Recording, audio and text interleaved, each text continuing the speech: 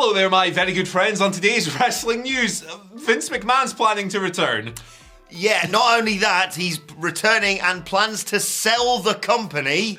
And then to complete this video, we're going to give you the backstage reaction to all this nonsense. How could we cover anything else today? How could that be possible? Yeah, nice quiet start to 2023. I'm Adam Wilborn. I'm Andy Murray. And this is the news. Yeah, I was looking forward to do just a nice, stupid, light-hearted Friday news video. Yeah. Big man's over there eating some burgers in the background. But yes, to kick things off, Graham Shinnie is returning to Aberdeen Football Club and Vince McMahon is returning to WWE. Both big stories. Big stories. So, we're going to cover this in kind of three parts. I'll start by going over Vince's statement. He released this himself. It's from his own desk, basically. The one with the big dinosaur skull. Yeah, he still sits there. He resigned, but he still sits there. Yeah, I wouldn't be surprised. Weird man. Weird 77-year-old creep. It outlines his intentions to return to WWE and bring former executives George Barrios and Michelle Wilson back. The three of them returning to the board would mean that three current directors need to go. So there you go, step one. Also, if you're wondering how he can do this, it's because even though he resigned in disgrace amidst allegations, he had paid tens of millions of dollars to suppress allegations of sexual misconduct last year, although the allegations were committed across many years. Although he did that, he retained majority voting power in WWE due to some stock stuff that I don't understand because I'm stupid. McMahon deems his return, which would be as an executive, what's the exact title? Executive chairman. That's it, yeah. He deems that necessary to, and I quote, position the company to capitalize on a unique opportunity to maximize long-term value for all shareholders. Cutting through the jargon, WWE's TV rights deals are due to be renegotiated this year, and Vince McMahon thinks that only he can spearhead that process, according to this statement at least. Now, of course, Stephanie McMahon and Nick Khan were co-appointed CEOs in the wake of Vince's resignation last year. Triple H became head of creative, rejoined as an executive vice president as well. Vince states in his press release, Pinocchio, that WWE has an exceptional management team, they have his support, and that his return won't impact on their roles at all. I believe that. You'll go over the Wall Street Journal report in just a second, but I'm going to read you one big quote from Vince's press release here that covers the whole thing. WWE is entering a critical juncture in its history with the upcoming media rights negotiations coinciding with increased industry-wide demand for quality content and live events, with more companies seeking to own their intellectual property on their platforms. The only way for WWE to fully capitalize on this is for me to return as executive chairman and support the management team in negotiations for our media rights, and to combine that with a review of strategic alternatives. My return will allow WWE, as well as any transaction counterparties, to engage in these processes knowing they will have the support of the controlling stakeholder. This idiot actually thinks that him returning to WWE in executive capacity strengthens their position. What? I'm honestly speechless today. I know it's not very useful for a news video, but I checked, just sort of, do you know what I was doing last night? I was putting all my Christmas decorations away, and I thought, check the old Twitter machine, see what's been going on. Oh my God. I literally went, I can't even right now. Yeah. So, this is also off the back of a brilliant report by Lauren Thomas of the Wall Street Journal. Wall Street Journal obviously been integral in throughout this story from the moment it broke with the allegations and the resignation and disgrace, etc., etc. So, I'm really sorry, Andy. I'm gonna cover stuff that you've mentioned here because it's inevitable. I have to reread it just to. So he's bringing back Michelle Wilson and George Barrios. Who got rid of them? He fired them in 2020, by the way. He wants to come back. He wrote to the board in December and said he's going to spearhead a strategic review process. The board said, look, we'll happy to work with you, but we don't think it's good for you to come back in the interests of the shareholders. And he said that as the media rights fees things come up this year, as Andy alluded to, there is a narrow window for a potential sale which should be guided by his hand as executive director.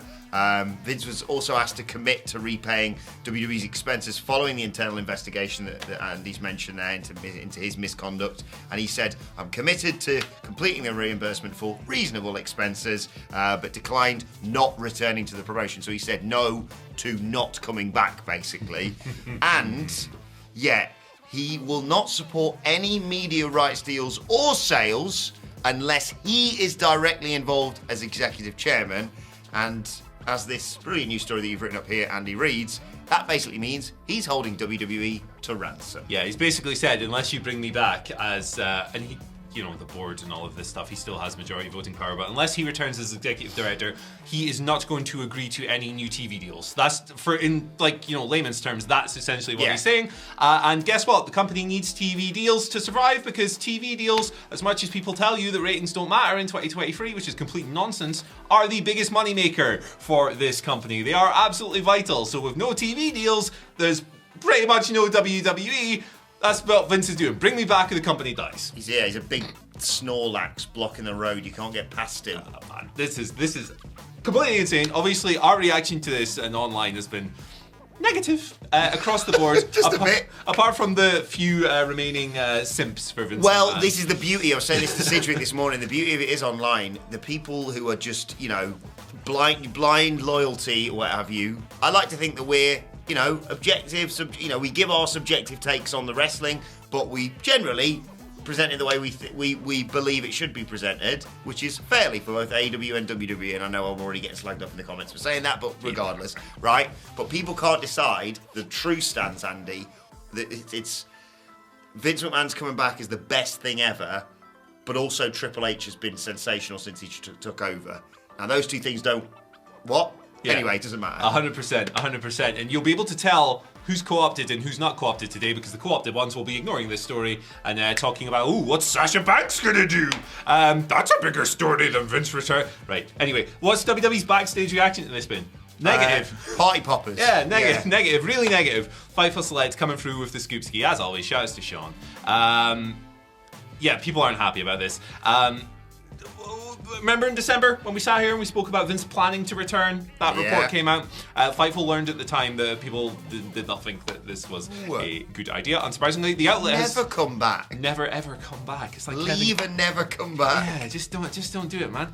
The outlet spoke to dozens of people within WWE, including talent, production staff, creative team members, and general staff. None of whom were tipped off about this. They didn't know this was coming. People were floored by the news. They say here. Talent are now concerned about Vince returning to a creative role. Yep. Obviously, Triple H took that on in July. But people within that department had not heard of any upcoming changes to their roles at the time of reporting. They added that they'd already been sent notes for SmackDown, so that's not going to happen overnight, it seems.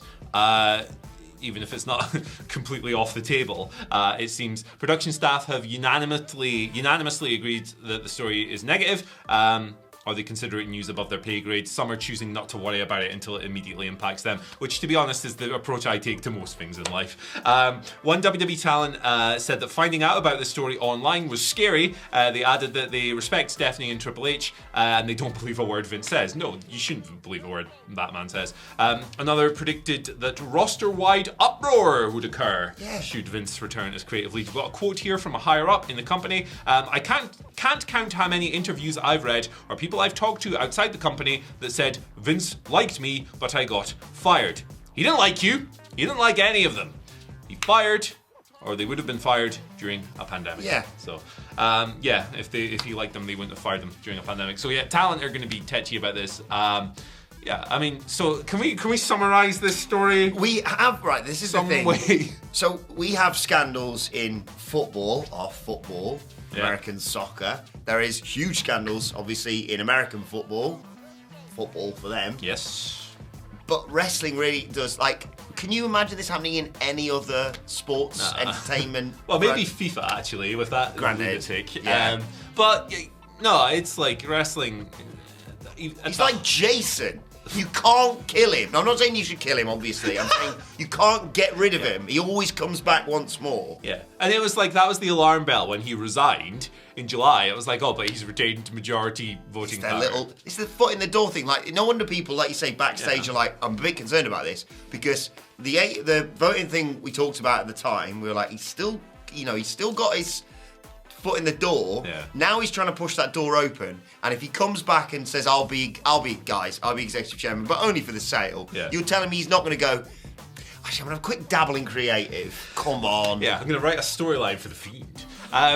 I can guess what it might be as well. A couple of other talking points for this, just before we move on to lighter topics. Please God, yeah. So one of the things about this would be that a lot of people are going, oh, well, the board have to agree to this, which is quite correct. But it would be stupid for the board to disagree with this if Vince is certain about like opposing TV deals and stuff, because it would wreck the company. I mean, both options are really going to wreck the company to a degree. That's part of it. Like, if he's going to say, you can't sign a new TV deal unless I come back, and he has majority voting power, game over. It's like they're in a car, right? And they're driving, but Vince is in the passenger seat, and he's going, I'd like to go here on holiday.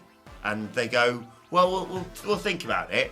But in the meantime, he said, well, the handbrake's going to stay on until you agree to what I'm going to do. So you're going nowhere. Yeah, and you can't reach the handbrake because you've got small arms. You T-Rex. It's insane. It's so insane. It's completely mental. And I guess the second part of it, and this is me editorializing it, Vince McMahon returning to negotiate a sale, that doesn't strengthen, that weakens WWE. Think of the things that this man has been accused of this year, and the NDAs he has signed, the tens of millions of dollars that those have been valued at. Why on earth would that strengthen the company if he was around in the eyes of shareholders? Insane. What is 2023 Mr. Murray, thank you for coming to your business meeting. Oh, sorry, you've got someone else joining us. Yeah, it's a mad old bastard with a load of sexual assault allegations. Yeah. What? It's the worst guy in the universe. 2023 so far, right? Shinsuke Nakamura wrestling for Pro Wrestling Noah. Match of the Year candidate on Wrestle Kingdom. Kenny Omega, Will Ospreay. Kenny Omega and Kazuchika Okada teaming up. Mercedes Moné leaving WWE, debuting elsewhere. The worst promo train of the year on NXT. Let's not forget that. Worst promo train of the year on NXT. Over on Dynamite, we got a new TNT champion. All of this stuff. Them weirdly going. By the way, it's not Mercedes Moné that's going to be Saraya's mystery partner. It's Tony Storm, and just going, what? What is going on? And now we have this story. Friends, 6 days? 6 days old this year. Not a week in yet. It's already given. And we got Money in the Bank coming to the UK. 2022 in the mud, 2023. Friendship of 2022 over. Now 2023 is my new chaotic friend. Why do we ever sit there at the end of the year and go, well, that's the craziest year. Can't get any crazier than that, because it always can. It always can and will. Yeah, we'll never do that again until next December when we do it again. Right, let's go over to some questions. Let's get light. It's Friday. We do dumb questions on a Friday. First one comes from Daft Joe. Shout outs to Daft Joe. We will have more from him in the Am Finally today. Ooh. But yeah, he's asked, hello from across the pond. We met Joe in, well, you didn't. You weren't invited in Cardiff. Lovely man. Hello from across the pond in the USA, fellas. Hope you both have enjoyed the croc. Oh, that's a spoiler. It'll be on the screen for the viewers, but it won't be on the screen for you. Look at this life-sized flatty I met in the below flow photo. Look at that. Aww. He's standing upright. The flatties have learned to stand on two legs. It's terrifying. Okay, so we are talking Rumble surprise winners. You have to choose one. A, the flatty, B, the eel, or C, Shane McMahon. Who you got? Do you know what? Can I pick a different one? Yeah. Can I pick Top Dollar? Okay. Because the big question is, how are you going to get him over the top rope? Because he can't fucking do it, can he? So... He said that, not me. I mean, how are you gonna they've literally built a match on SmackDown off the back of it. So, yeah. See, I think the eel would have a hard time in a Rumble. Eel's pretty. I mean, he can electrocute you. Just, or you could kick him. Like, off you go. Piss off. What's the other one? Fiend?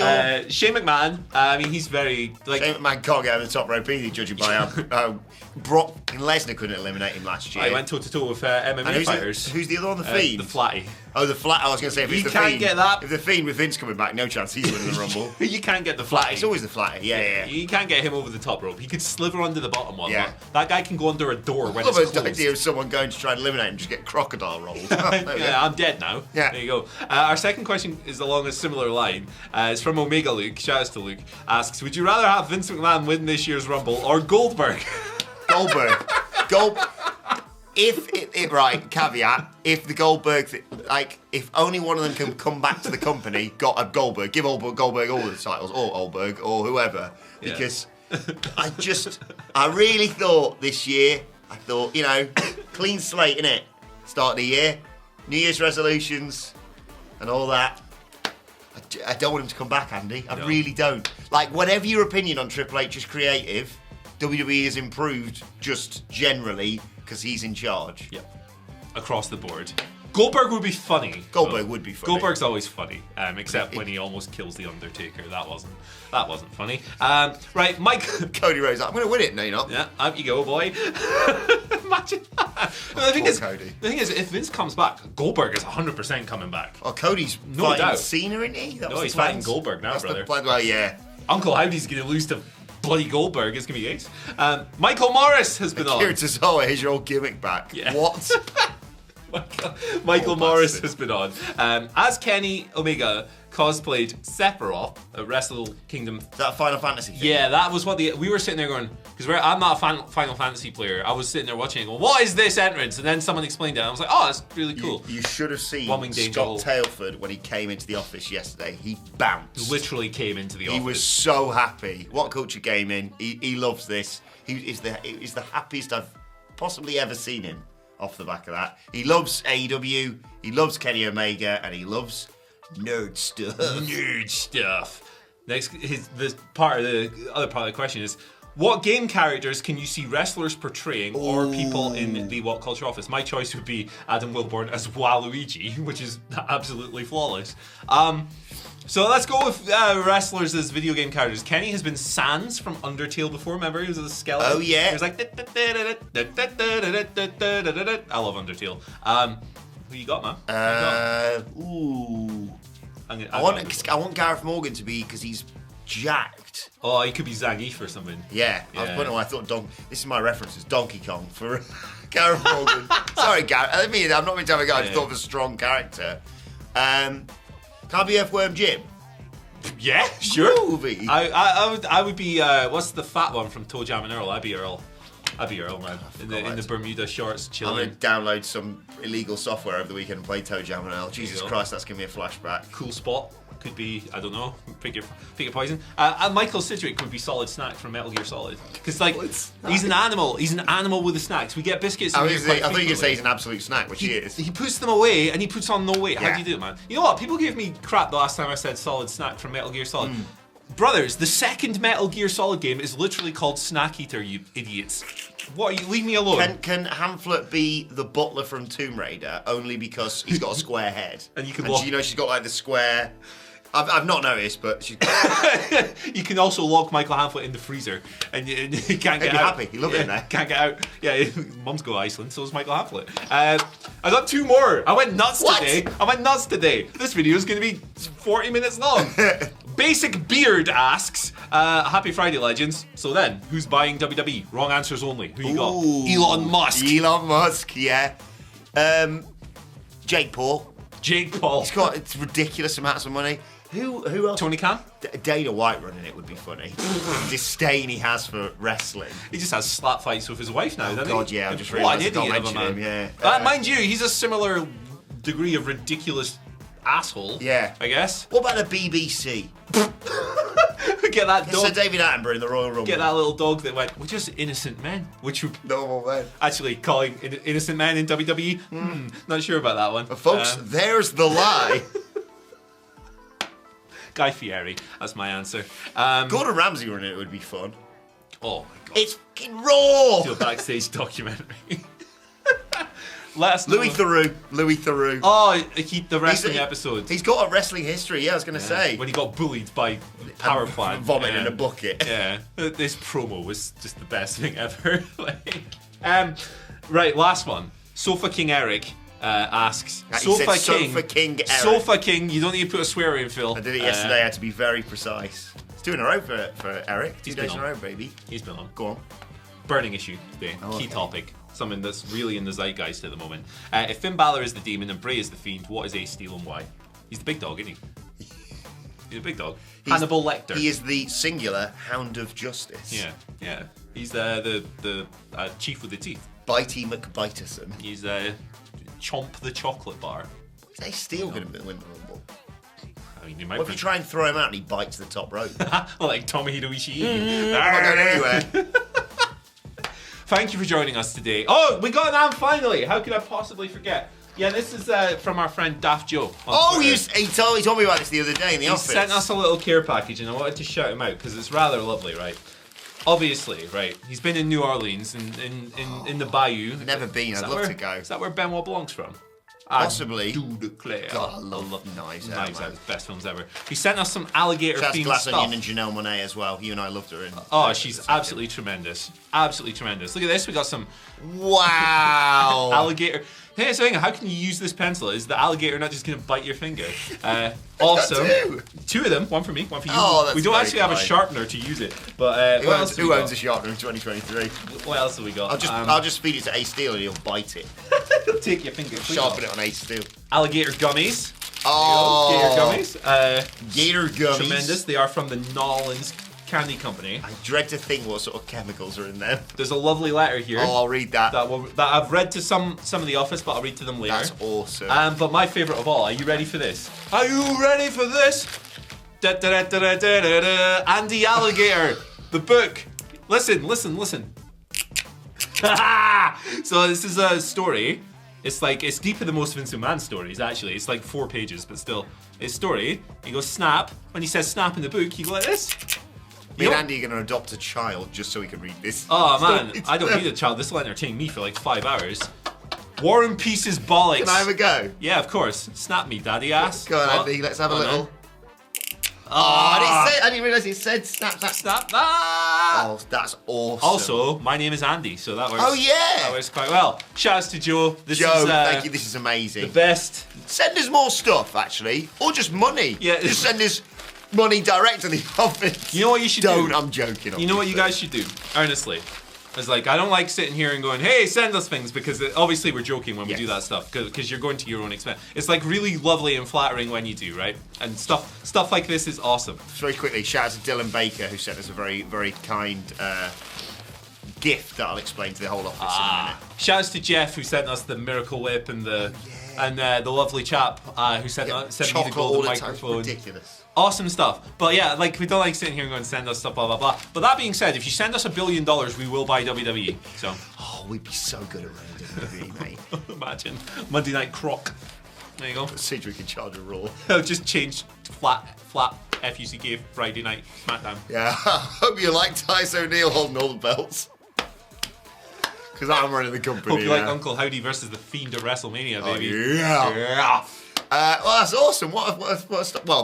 That's awesome. I've just remembered what the first half of this news story was. The second half was a lot of fun, Andy. Yeah. The first half, no offense, not so much. Yeah. What a day. How long have we been...